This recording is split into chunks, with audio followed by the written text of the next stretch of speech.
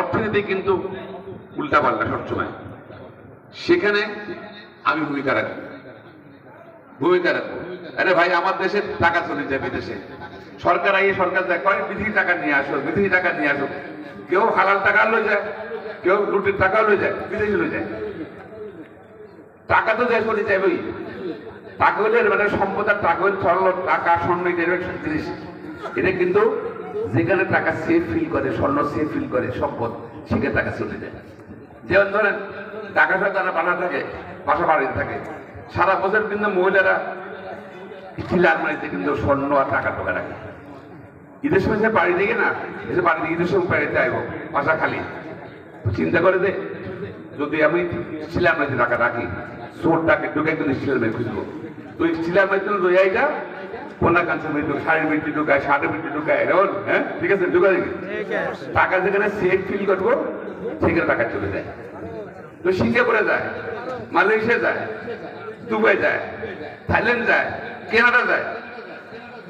কেন? তাহলে আমাদের ছেলেমেয়েরা খুব ভালো ভালো ব্রিলিয়েন্ট ছেলেমেয়েরা বিদেশে চলে যায়, ভালো জ্বালা আছে বা কানাডা চলে যায়, আমেরিকা চলে যায়।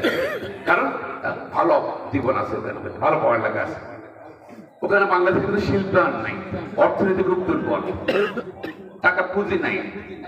আর আমার বক্তব্য না, সিঙ্গাপুর তো অনেক কঠিন আছে, দুবাই তো কঠিন আছে, তারপরে তারা সিস্টেমের পলিসি এমনভাবে করছে যে টাকা চলে যাবে। আমরা সিঙ্গাপুর ওদের পলিসি করি না কেন?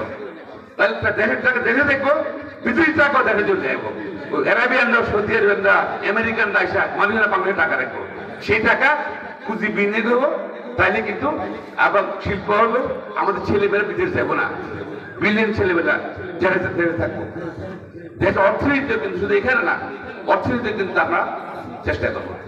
এবং আমি যেটা নোয়াখালী বিভাগে আন্দোলন হচ্ছে, নোয়াখালী বাংলাদেশ আজকে ধনী জেলা, এখানে আমাদের সিপোর্ট করতে পারে, এয়ারপোর্ট করতে পারে, এখানে ইপিজেড করতে পারে, হাজার হাজার মানুষ চাকরি করতে পারে। নোয়াখালী অবহেলিত, নোয়াখালী বিভাগ করার জন্য আমি ইনশাল্লাহ যদি এমপি হই চেষ্টা করবো ইনশাল্লাহ। এবং পাশাপাশি ইপিজেড, আমাদের লেখা করে ইপিজেড করা যায় কিনা এমপ্লয় চাকরির জন্য, সেই চেষ্টা করবো। আমি সোজা কথা, বিপদে আপদে ছিলাম, বেগম খালেদা একসাথে করেছিল চাকরিলে মাহমুদুল খোকন, যে আমাদের পরিবারের বিপদে সবসময় সে ছিল। তারা যদি ইনশাল্লাহ আপনি নির্বাচিত করেন, আপনি বিপদে আপদে থাকবেন। আমি খালেদা জিয়ার কথা রাখছি, খালেদার কথা রাখছি, আমি বেগম খালেদা জিয়ার। এবং গত 15 বছর আমার দাদা কর্মীরা যত বিপদ আপদ হয়েছে, প্রত্যেক নেতা কর্মীর পাশাপাশি আমি ছিলাম, কিন্তু ছিলাম। তো ইনশাল্লাহ আপনার সুখে দুঃখে খারাপ পালতে আমি থাকবো। এবং আপনাদেরকে অনুরোধ করবো দানশীষ করতে। দানশীষ আমার মার্কা নাই, শহীদ জিয়ার আদর্শের মার্কা। দানশীষ বেগম খালেদার মার্কা, দানশীষ তারেক রহমানের মার্কা, দানশীষ বিএনপির মার্কা। আমি শুধু দানশীষ মানে এক প্রতীক, আমি একটা প্রতীক। মার্কা আছে দিলে কোন মার্কা?